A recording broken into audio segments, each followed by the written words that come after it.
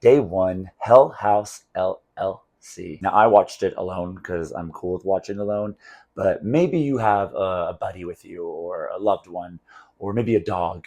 My dog, Captain, is a scaredy cat and walks out of the room when he hears the horror start to happen. And if you jump scare easily, maybe a blanket to hide. That's your thing. I'm a more cover my ears person and watch, but maybe no Halloween decorations around you as you watch this movie, or maybe after it for a while. Day two, Abigail. It's a bloody, messy, funny, good time. So that's what you're in for. It's camp and it's a vampire movie about a little girl in a ballerina outfit murdering people. Day three, When Evil Lurks. Loved this film so freaking much. I just love it because I think it really deals with trauma and trauma follows us. You can't get away from it. So it has this kind of good allegory for trauma, but also like it is unrelenting. Haunted me afterwards. And I love horror that does that. That's my kind of horror. Horrifies you throughout your life for the next few days. Day four, In a Violent Nature. A love letter to Johnny.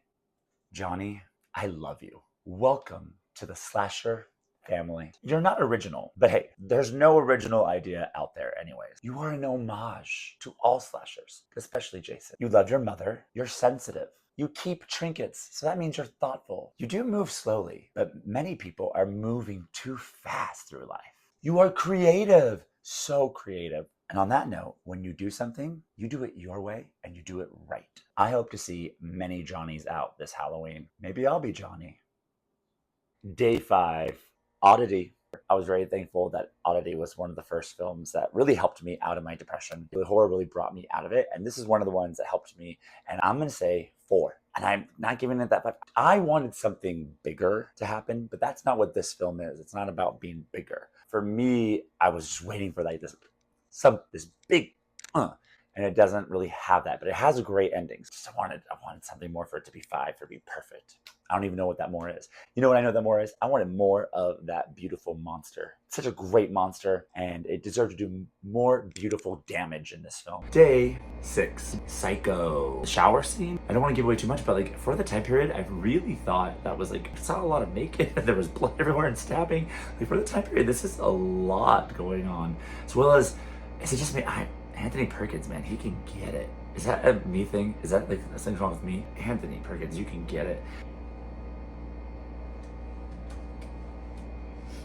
Day 7, Speak No Evil, the original. This film affected me to my core. Look at me right now. I typically am like up and down, but I'm like, I got really affected by this, but I don't want to cry. But it really affected me. It like changed me and how I look at people, and don't know for the better.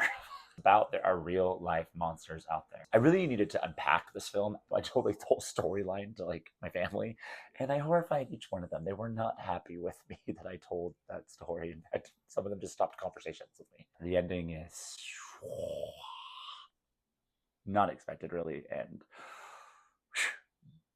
does the thing. Does the thing. Day 8, the remake of Speak No Evil. Would I stab it again? Would I stab Speak No Evil 2024 again? Nah, I'm good. The original, I don't want to watch it again because I don't want to experience it again. It affected me.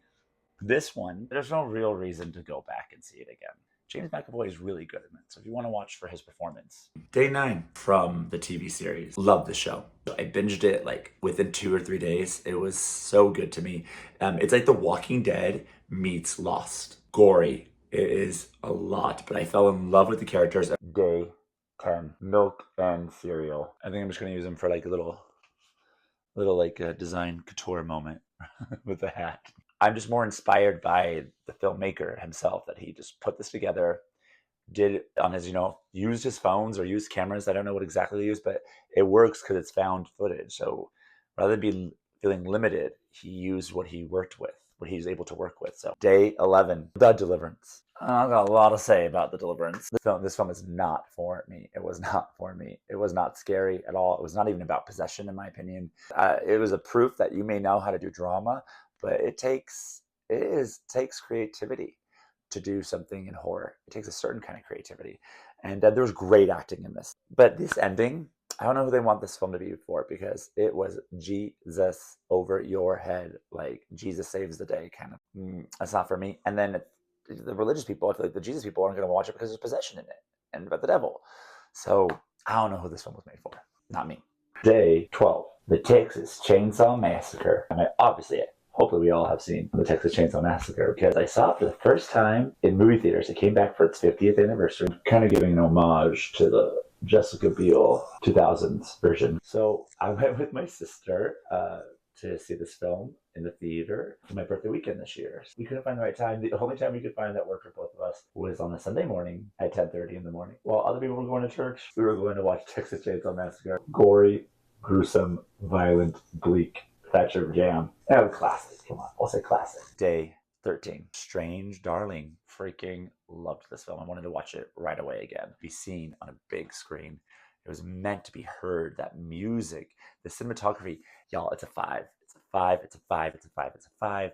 Ending is a tour de force. Day 14. First Omen. Can we just let women tell women's stories much more often? Arkasha Stevenson, who directed this film and co-wrote it, does such a great job.